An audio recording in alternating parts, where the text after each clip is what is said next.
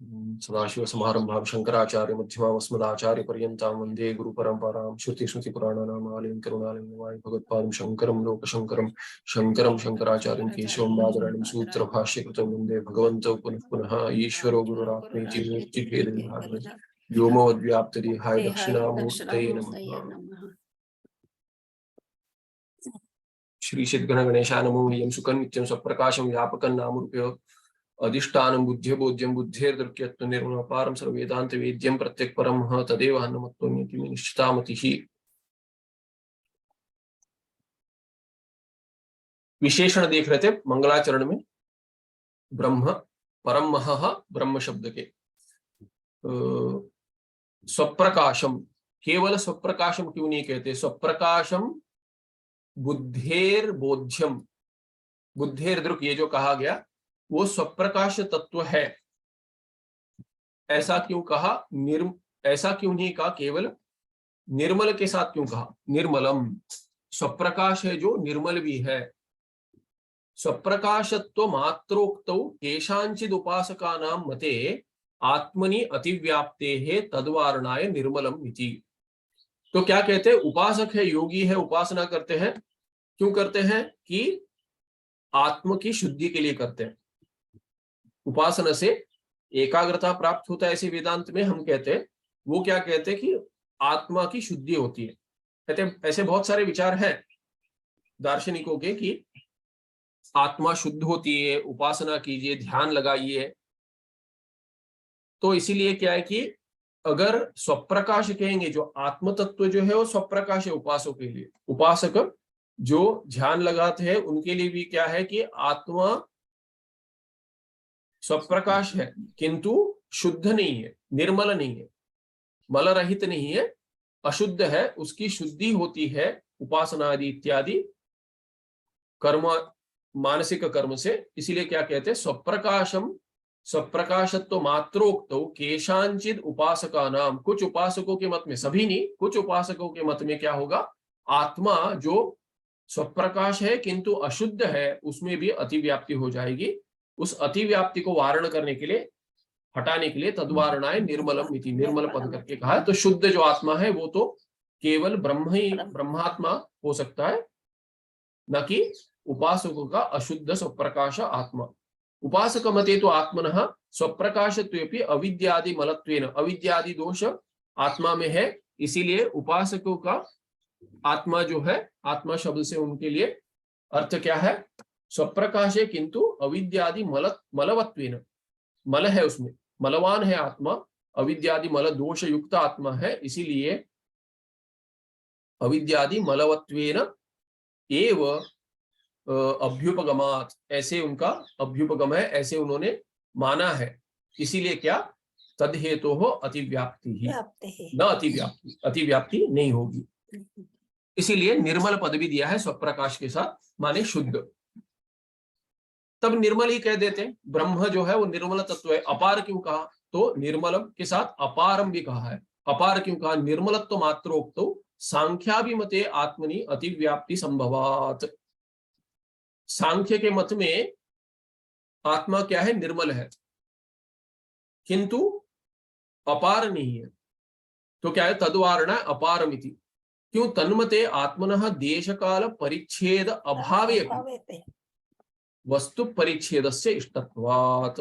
वस्तु परिच्छेद का, वस्तु परिच्छेद है, अपार, अपार है पर पूर्णता अपारता नहीं है। कुछ रूप में तो अपारता भी है उनकी। कैसी उपारता है, अपारता है? तो वो कहते हैं कि आत्मा जो है निर्मल तो है किंतु देश काल परिच्छेद भी नहीं है उसमें। देश, क्योंकि व्यापक तत्व है आत्मा। आत्मा अगर व्यापक तत्व है तो अपार ही हो गया, हम कहेंगे। सांख्य कहेंगे, सांख्य कहते हैं कि आत्मा अपार है। क्यों? देश परिच्छेद से शून्य है, हर देश में है, व्यापक तत्व है आत्मा। ठीक है, हर काल में है क्या? आत्मा हर काल में है, इसीलिए काल परिच्छेद से भी शून्य है। तो हम अपार कहेंगे ऐसे अगर सांख्य कहते हैं तो हम उनको पूछेंगे कि आपका जो दर्शन है उसमें आत्म तत्व देश परिच्छेद शून्य है, काल परिच्छेद शून्य है, किंतु वस्तु परिच्छेद शून्य है क्या? वस्तु परिच्छेद शून्य कब होगा? जब ये आत्मा भिन्न आत्मा नहीं होगा, यानी आत्मा, एक जीवात्मा दूसरे जीवात्मा से भिन्न नहीं होगा स्वरूप में, शरीर से जुड़ा भले ही भिन्न हो, किंतु अगर वस्तुतः स्वरूप से अगर दूसरे आत्माओं से भिन्न नहीं है, तब जाके वस्तु परिच्छेद शून्य होगा। और केवल भिन्न आत्माओं से नहीं, अनात्म तत्व भी है आप में। सांख्य द्वैत दर्शन है जिसमें वो कहते हैं पुरुष और प्रकृति में भेद है, पुरुष और प्रधान में भेद है, तो प्रकृति से भी भिन्न है। तो प्रकृति एक वस्तु है और आत्मा एक वस्तु है। तो आत्मा और आत्मा में भिन्नता है और आत्मा और प्रधान में भी भिन्नता है। प्रधान प्रकृति और आत्मा भिन्न है, इसीलिए प्रधान एक वस्तु हो गई और आत्मा एक अलग वस्तु हो गया, दोनों में वस्तु परिच्छेद हो गया। आत्मा प्रधान से सीमित है, इसीलिए वस्तु परिच्छेद हो गया, इसीलिए अपार तत्व नहीं है आत्मा। सांख्य दर्शन में आत्मा अपार तत्व नहीं हो सकता, इसीलिए अपार शब्द देंगे तो वहां अतिव्याप्ति नहीं होगी। तस्य अपि अभावात् ब्रह्मणा अतिव्याप्ति ही। वस्तु परिच्छेद है इसीलिए अपारता नहीं है, इसीलिए अपार शब्द जोड़ देंगे विशेषण, तो निर्मल के साथ अपार शब्द जोड़ देंगे तो अतिव्याप्ति नहीं होगी सांख्य के आत्मा में। अभी अनेक विशेषणानां प्रयोजनम कहते हैं। इतने सारे विशेषण क्यों दिए? इससे पहले थोड़ा जो टिप्पण छूट गया था वो देख लेते हैं। पहले पन्ने पर टिप्पण छूट गया था, यहां पे क्या दिया है? निर्गुण ब्रह्मात्म अवबोधनम, वस्तु निर्देश रूप मंगलाचरण। ये मंगलाचरण कैसा है? वस्तु निर्देश रूप है। वस्तु क्या है? निर्गुण ब्रह्म आत्म अवबोधनम। वस्तु निर्गुण ब्रह्म है, सगुण ब्रह्म नहीं है, निर्गुण ब्रह्म है, जिसमें जगत कारण तो भी नहीं है, वैसा शुद्ध जो सच्चिदानंद ब्रह्म है उसको वस्तु कहा गया है यहाँ पे। और आगे क्या है? ये मंगलाचरण जो है, विघ्न ध्वंस अनुकूल व्यापार विशेष। मंगलाचरण क्या है? मंगलाचरण का लक्षण देते हैं, विघ्न ध्वंस अनुकूल व्यापार विशेष। मंगलाचरण एक विशेष व्यापार है, विशेष व्यापार है। कृपया म्यूट रखिए। तो विशेष व्यापार है। कैसा व्यापार है ये? अनुकूल व्यापार है। जिस व्यापार से अनुकूलता मिलती है। कैसी अनुकूलता प्राप्त होती है? ध्वंस की। किसके ध्वंस की? विघ्न की। विघ्नानाम ध्वंस रूप अनुकूल यह व्यापार तद विशेष मंगलाचरणम। ये मंगलाचरण का अर्थ ये है। फिर क्या कहा कि सुखम, सुखम जो कहा है उसका अर्थ क्या देते हैं? सुखम परम प्रेमास्पदी भूत निरतिशय आनंद। ये सुख कैसा है? निरतिशय आनंद है। ऐसा आनंद है जिसके पार कोई आनंद नहीं है। तो और वो क्या है? कैसे रूप में प्रकट होता है वो आनंद? परम प्रेमास्पदीय पदीभूत। इस रूप में प्रकट होता है कि वो जहां प्रेम के रूप में प्रकट होता है, जो भी प्रिय है, प्रिय जो है विषय, उस रूप में जो आनंद प्रकट होता है वही आनंद सुख रूप है। माने जो विषय जो प्रिय है वो क्यों प्रिय है? क्योंकि आत्मा का ही आनंद वहां प्रकट हो रहा है, इसीलिए प्रिय है। बृहदारण्यक में आता है कि आत्मनस्तु कामाय सर्वम प्रियम भवति। सब कुछ प्रिय क्यों है? आत्म के काम के लिए प्रिय है। तो वस्तु में भी अलग अलग भिन्न भिन्न विषयों में या भिन्न भिन्न जीवों में, पति पत्नी हो, पुत्र माता पिता, इन सब रूप में, मित्र इत्यादि में जो प्रेम है, वो प्रेम क्यों है? प्रिय क्यों है? अपने लिए प्रिय है। आत्मनस्तु कामाय सर्वम प्रियम भवति। इसलिए परम प्रेमास्पद जो है, आस्पदीभूत, जिसका प्रेम का जो अधिकरण है, जो आधार है, वो आत्मा का आनंद ही है। वैसा आनंद सुख शब्द से कहा गया है इसमें। सुखम नित्यम कहा है। नित्य क्या है? त्रिकाल अबाध्यम कूटस्थ सत्यम। नित्यम क्या है? नित्य माने सत्य। कैसा सत्य? कूटस्थ, कूटवत तिष्ठति थी कूटस्थम। कूट जैसे, यानी उदाहरण देते हैं कि जैसे लोहार जब भी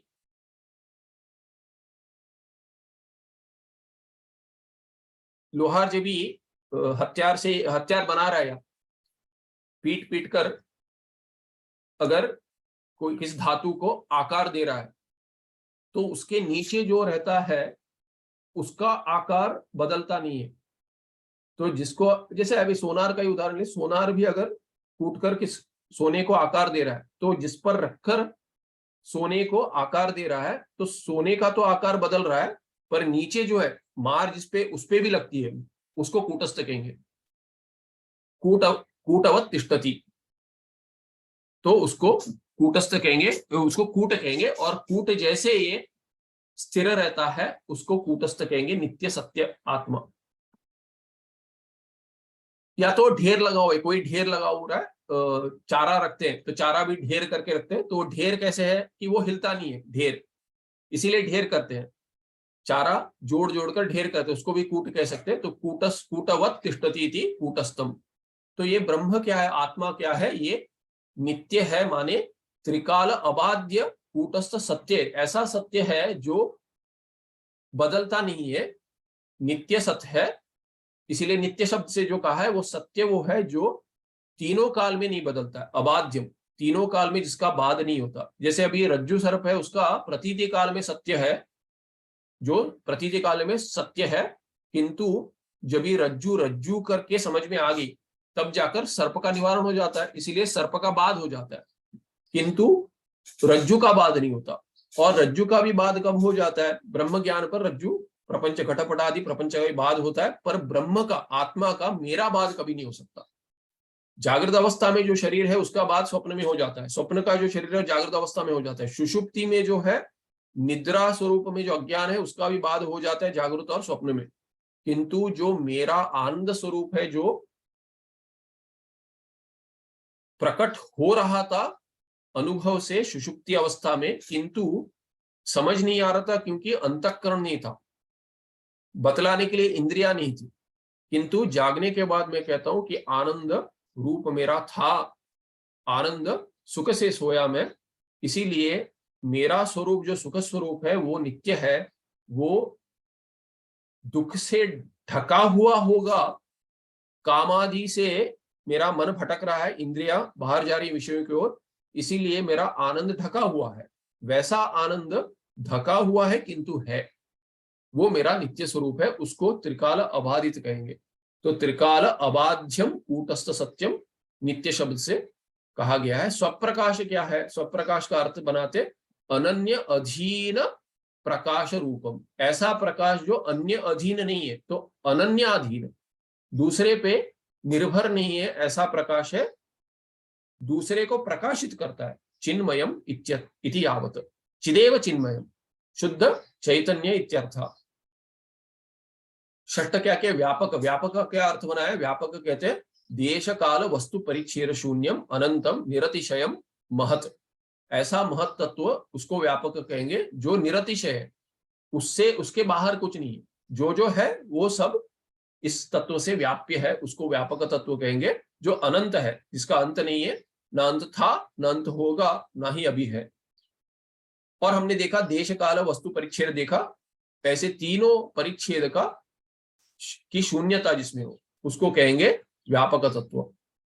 और अंत में कहा है ये नाम रूपयो अधिष्ठानम, ये नाम रूप का अधिष्ठान क्या है? इसको कहते हैं विवर्त उपादान कारण। ये कारण है, उपादान कारण है, उपादान कारण है। जैसे घट के लिए मिट्टी उपादान कारण है, कुलाल क्या है? निमित्त कारण है।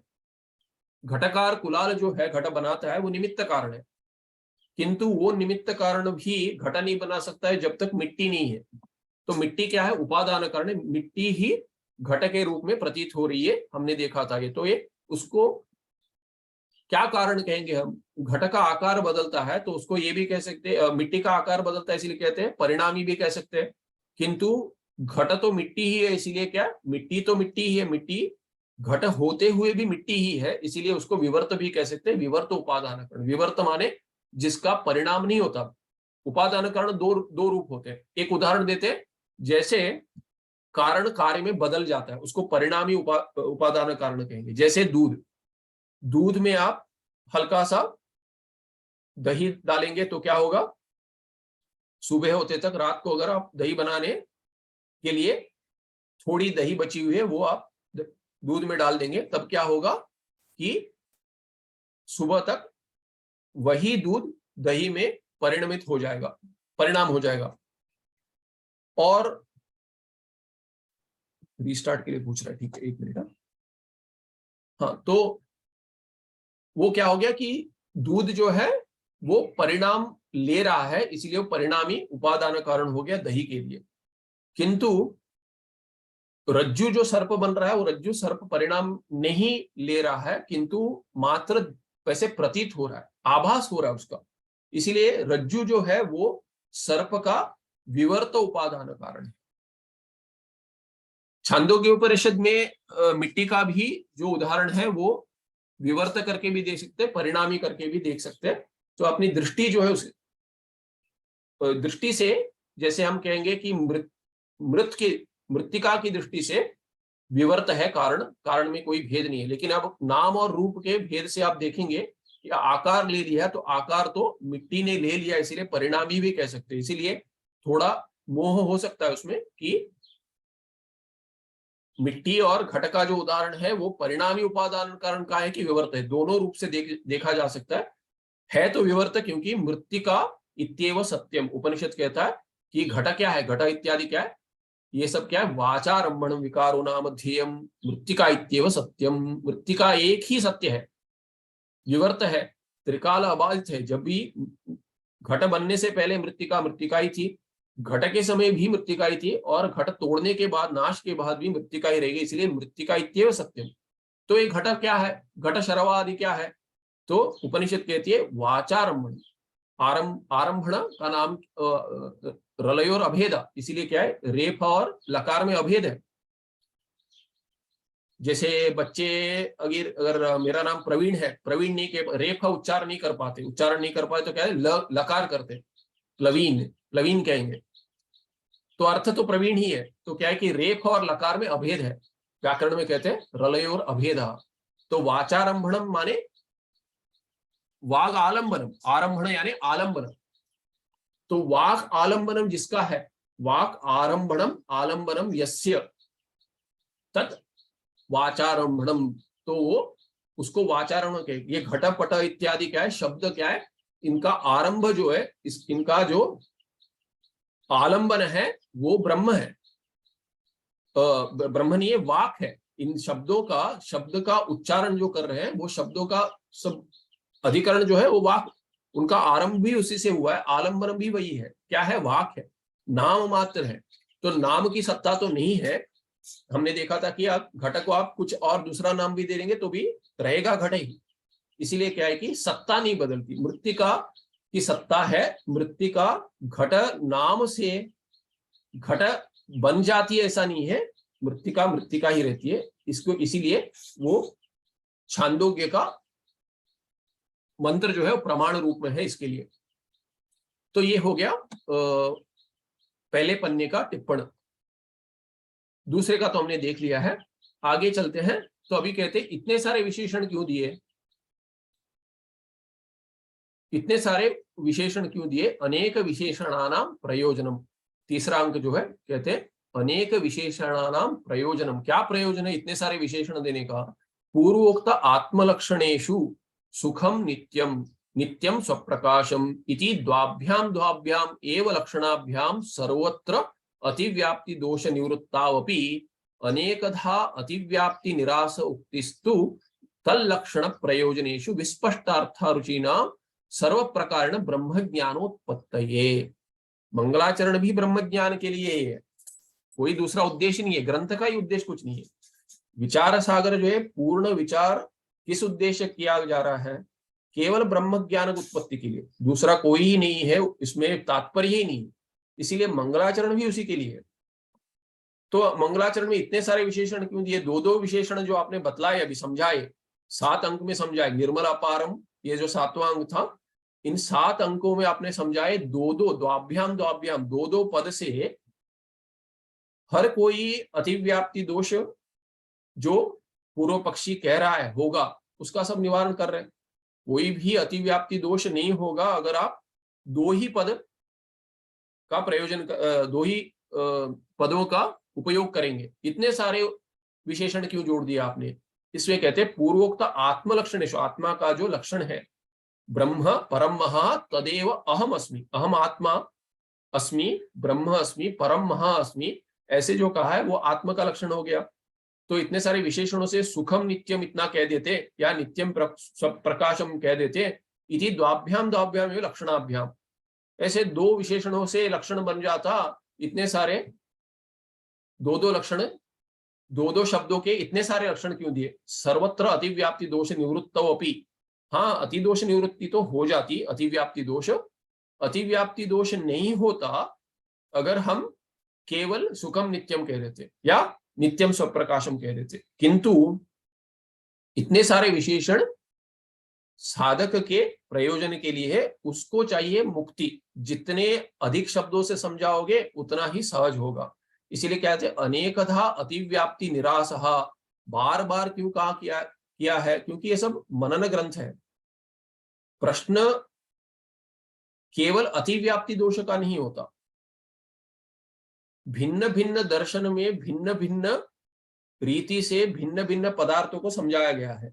इसीलिए जो उन शास्त्रों का अभ्यास कर चुके हैं या उनके साथ वाद करते हैं या उनके जैसे सोचते हैं, उनको ये भिन्न भिन्न प्रश्न आएंगे। उन प्रश्नों का जो उत्तर है ये बाकी शब्दों से दे सकते हैं। इसीलिए इतने सारे विशेषण जोड़ दिए। अनेकधा अतिव्याप्ति निरासोक्तिस्तु तल्लक्षण प्रयोजनेषु विस्पष्टार्थ रुचिनाम, जिनको स्पष्ट समझना है, नहीं इसका भी अर्थ समझाइए, उसका भी समझाइए। सांख्यों की आत्मा क्यों नहीं हो सकती? तर्क में जो कहा गया उसमें आत्मगुण है, उसमें वो क्यों नहीं हो सकता? ऐसे सब प्रश्न जो आते हैं, बाकियों के प्रश्न अगर हम उत्तर नहीं दे पाएंगे तो क्या होता है? पूज्य स्वामी जी कहते थे कि लोगों को क्या लगता है, प्रश्न ही नहीं है। साधक कहता है मुझे समझ में आ गया, मेरा प्रश्न ही नहीं है। ठीक है, प्रश्न नहीं है, प्रश्न नहीं है इसका अर्थ ये नहीं है कि प्रश्न नहीं आएंगे। विचार सिद्ध है ऐसा भी अर्थ नहीं है। कभी कभी क्या होता है, विचार ही पर्याप्त नहीं है, तब क्या होता है, प्रश्न तो विचार नहीं करता उसको भी नहीं होता। जिसको समझ नहीं आया उसको भी प्रश्न नहीं होता। जिसको थोड़ा हल्का सा समझ आया, ऊपर ऊपर मोटा मोटा कहते हैं, मोटा मोटा समझ में आ गया तो उतना समझ में आ गया, पर थोड़ा और विचार करेंगे तो संशय आता है। चलिए आपको नहीं आया क्योंकि विचार नहीं किया, तब क्या कहते हैं, किसी दूसरे को कोई प्रश्न था या प्रश्न नहीं भी था, आकर थोड़ी छेड़खानी कर दी। अच्छा तुम ब्रह्म हो, अच्छा समझाओ ये ऐसा ऐसे क्या है, ये कैसे, वो कैसे। अगर 4 प्रश्न पूछ लिए, चारों प्रश्न का उत्तर नहीं आएगा, चारों संशय रूप में आ जाते, फिर क्या होगा? चलो दूसरे आश्रम जाके देखते हैं, योगासन इत्यादि करके देखते हैं, ध्यान लगा कर देखते हैं, मार्ग से भटक जाता है। इसीलिए क्या कहते हैं, अनेकधा अतिव्याप्ति निरासोक्तिस्तु तल्लक्षण प्रयोजनेषु विस्पष्टार्थ रुचिनाम सर्व प्रकारेण ब्रह्म ज्ञान उत्पत्ति। ब्रह्म ज्ञान की उत्पत्ति के लिए हर प्रकार से, जितने प्रकार है उतने प्रकार से प्रयत्न करो। जैसे आपने बीज बोया, फिर अंकुर आया है और आप चाहते कि बड़ा पेड़ हो, तब क्या करते हैं, पहले उसके बगल में एक छोटा सा ये लगा देते, क्या पत्थर लगा देते या तो कांटे लगा देते, ताकि बाकी प्राणी आकर ना खाए, या तो तेज हवा हो तो भी थोड़ा रक्षण हो जाए, पौधे का रक्षण हो जाए। फिर क्या होगा कि थोड़ा बड़ा हो जाएगा, उसके बाद क्या करते हैं, उसके बाद धीरे धीरे देखते हैं कि इसको हल्का सा हिला कर देखते हैं कि ठीक है कि नहीं है, अपने आप रह पाएगा नहीं, उसके बाद हटा देते। जो रक्षण रखा है वो सब बाद में हटाते। या तो आप पंडाल लगा रहे, कोई पंडाल लगा रहे, तब क्या करता है, गड्ढा खोदकर स्तंभ डाल देता है, उसमें लाठी डाल देता है और उसके बाद मिट्टी पत्थर डालकर फिर हिलाकर देखता है ठीक है कि नहीं। अरे हिल रहा है, और थोड़ा गहरा कर दो, और थोड़ा गहरा कर दो, और उसमें और थोड़े पत्थर और मिट्टी डाल दो। तब तक हिलाता है जब तक क्या है, जब तक वो स्तंभ अपने आप बिना किसी दबाव के या बिना किसी दबाव से ना हिले, अपने आप ठीक रहे और दूसरे को भी आधार दे सके, वैसा स्तंभ हो। वैसे साधक को होना चाहिए। साधक का ज्ञान कैसा होना चाहिए, विचार सिद्ध होना चाहिए, मनन सिद्ध होना चाहिए। इसीलिए क्या है कि मनन ग्रंथ जो है इसमें सब क्या है कि आक्षेप लगाकर परिहार करते हैं, तर्क लगाकर करते हैं, ताकि बुद्धि एक ही काम करे, निश्चयात्मिका हो, ना कि अंतःकरण बुद्धि रूप में ना होकर संशयात्मक बन जाए, मन बन जाए। मन रूप में अगर अंतःकरण हो तो संशय आते रहते। बुद्धि क्या है, निश्चयात्मिका है। तो बुद्धि निश्चय कर कर ऐसा निश्चय करे कि पुनः संशय अगर आए किसी और का भी हो, अपना ना बन जाए, अपना संशय ना बन जाए। तो इसीलिए क्या, दूसरे को भले ही ना समझाओ, पर मुझे तो स्पष्ट अर्थ होना चाहिए कि स्पष्टार्थ रुचि, स्पष्टार्थ रुचि नाम सर्व प्रकार, जितने प्रकार है उतने प्रकार से प्रयत्न कर लो, किंतु जो ज्ञान है उसमें भेद नहीं होना चाहिए, उसमें संशय नहीं होना चाहिए। ब्रह्म ज्ञान उत्पत्तये पूर्वोक्त अखिल लक्षण लक्षित चिन्मात्र ब्रह्म एव अहम न पराग रूप इति मंगलार्थ। मंगलाचरण का अर्थ क्या है, इतने सारे विशेषणों के बाद अन्वय अर्थ क्या है, पूर्वोक्त अखिल लक्षण लक्षित, इतने सारे लक्षणों से जो लक्षित ब्रह्म है, जो लक्ष्य है ब्रह्म है, क्या है वो, चिन्मात्र है, चिदेव चिद चैतन्य रूप जो ब्रह्म है, एव अहम, मैं वही हूं, ना कि ये जड़ शरीर इत्यादि, या तो जड़ बुद्धि, जड़ मंद बुद्धि, ये सब मैं नहीं हूं, ना ही अंतःकरण, ना ही इंद्रिया हूं, ना ही मैं शरीर का कोई भाग हूं, या ही शरीर को पूर्ण तरह जोड़कर, अंगों को जोड़कर जो शरीर बन रहा है मिश्रित जो है, वो भी मैं नहीं हूं, पराग रूप नहीं हूं। मैं शरीर के अंदर जो हूं वो आत्मा हूं, जो ना अंदर बाहर भेद करता है, क्योंकि शरीर से जो भेद हुआ है उससे हम कहते हैं कि अंदर, और उसके बाहर पराग रूप जो पहुंच रहा है कि आत्मा जो हूं मैं स्वरूप से, उसके बाहर जो मन है, अंतःकरण है, शरीर है, इंद्रियां है, उस रूप में नहीं हूं, और ना ही विषय रूप में हूं, न पराग रूप इति मंगलार्थ। स्वप्रत्यगात्म विषय का मंगलाचरण विषय आक्षेप समाधानानि। अभी पूर्व पक्षी क्या कहता है कि ऐसे जो ब्रह्म का मंगलाचरण किया तुमने वस्तु रूप में, जिसका अर्थ क्या है, आत्मा, माने आप जो सिद्धांती हो, आप कैसा मंगलाचरण करो, अपनी ही मंगलाचरण करो, अपने आप को पूज्य बना रहे हो। तो स्वप्रत्यगात्म विषय का मंगलाचरण, ये मंगलाचरण, इस मंगलाचरण का विषय क्या, कौन है, स्वयं जो मंगलाचरण ग्रंथकार है वही है, मैं ही हूं, मैं ही अपना मंगलाचरण कर रहा हूं। तो ऐसे विषय में, मंगलाचरण विषय में आक्षेप समाधान, आक्षेप और समाधान बतलाते। पहला आक्षेप क्या है, प्रथम आक्षेप, ननु हरिहर ब्रह्मादि हरिहर ब्रह्मादिषु उपास्येषु सत्सु तत्स्मरणात्मक मंगलाचरण विहाय स्वात्मस्मरण रूपम मंगलम किमिति युक्तम कर्तुम इति चेत। आक्षेप क्या करते कि इतने सारे भगवान हैं आपके, हरि है, हर है, इतने सारे हैं, ब्रह्म है, तो ब्रह्मा विष्णु महेश ऐसे सब दिग्गज, पुराणों में भी दिग्गज है, इतने सारे भगवान हैं और सब उपास्य हैं। स्मृति पुराण ग्रंथ में इनकी उपासना कही गई, हरिहर ब्रह्म आदि, आदि शब्द में गणपति है, देवी है, कितने सारे रूप है, कृष्ण है, इतने सारे रूप में है, सत्सु राम इत्यादि, परशुराम, इतने सारे अवतार पुरुष भी है, किंतु तत्स्मरण आत्मक, तत्स्मरणात्मक यानी हरिहर ब्रह्मादि स्मरणात्मक मंगलाचरण विहाय, उसको छोड़कर, बिना उनको देवता मानकर, बिना उनकी मंगलाचरण स्तुति या पूजा करने को छोड़कर, बिना उसके क्या कर रहे हैं आप, अपने आप को विषय बना रहे हैं। स्वात्म स्मरण रूपम, उनका स्मरण नहीं कर रहे आप मंगलाचरण में, भगवान का स्मरण नहीं कर रहे, अपना स्मरण कर रहे हैं। ये कैसा मंगलाचरण है, क्या ये युक्त है, ठीक है, किमिति कर्तुम युक्तम, ऐसे कैसे कर सकते हैं आप, इसमें कोई अर्थ ही नहीं है। तो ये कौन करता है?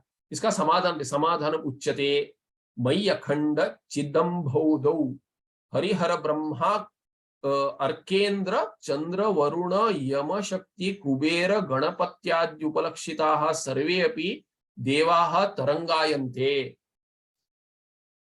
तो सिद्धांति कहता है ये सब देवता तरंग के रूप में है। समुद्र में जो तरंग है उस तरंग के रूप में हरिहर ब्रह्म है। आदि पद से कहते हैं हरिहर ब्रह्म, और आदि पद से अर्क सूर्य, इंद्र, चंद्र, वरुण, वरुण देवता, यम देवता, कठोपनिषद में साक्षात जो आचार्य है यमराज, मृत्यु देवता, शक्ति देवी, कुबेर, गणपति इत्यादि। आप और जितने हो सकते इष्ट देवता भी जोड़ लो।